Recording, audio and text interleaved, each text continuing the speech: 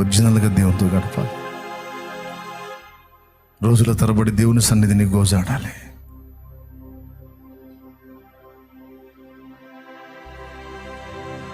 దేవునితో ముందే చెప్పు, నేను మహిమొద్దు, నాకు మహిమొద్దు ప్రభువా, నాకు మహిమొద్దు ప్రభువా, నేను గుర్తింపబడొద్దు ప్రభువా.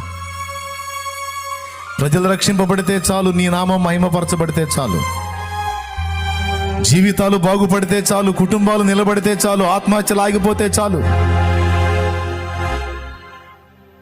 బార్ షాపులో కలెక్షన్లు తగ్గితే చాలు.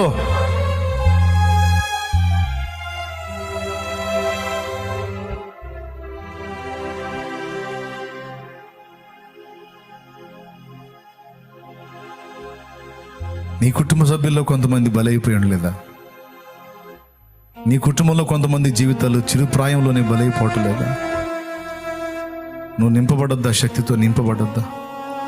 చార్లెస్ ఫిన్నీలాగా నువ్వు తయారు కావద్దా?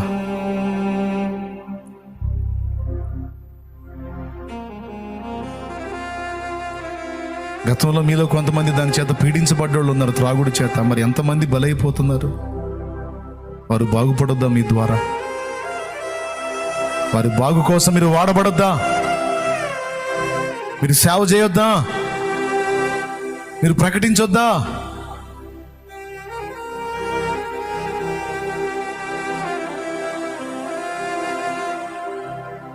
చల్లారిపోయి చచ్చిన స్థితిలో ఉండి సార్దీసు సంఘపు దూత నేను బతికే ఉన్నాను అనుకుంటున్నాడట. చల్లారిపోయి సరైన భక్తి చేయకుండా చల్లారిపోయి చచ్చిన స్థితిలో ఉండి నేను బాగానే ఉన్నాను అనుకున్నాడట.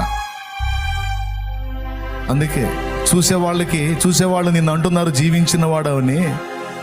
చూసేవాళ్ళు అంటున్నారు నువ్వు కూడా అనుకుంటున్నావు నేను జీవించే ఉన్నానని. కానీ నీ అసలు రూపం నాకు కనపడి నువ్వు చచ్చిన స్థితిలో ఉన్నావు, జీవాన్ని కోల్పోయి ఉన్నావు, నువ్వు క్రమంగా లేవు నా ఎదుట అని దేవుడు నీతో మాట్లాడుతున్నాడు. ఈవేళ నాతో మాట్లాడుతున్నాడు.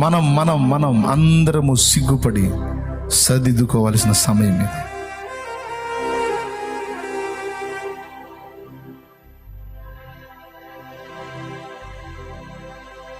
నాకు బాధగా ఉంది. ఒకప్పుడు సౌకర్యాలు లేవు,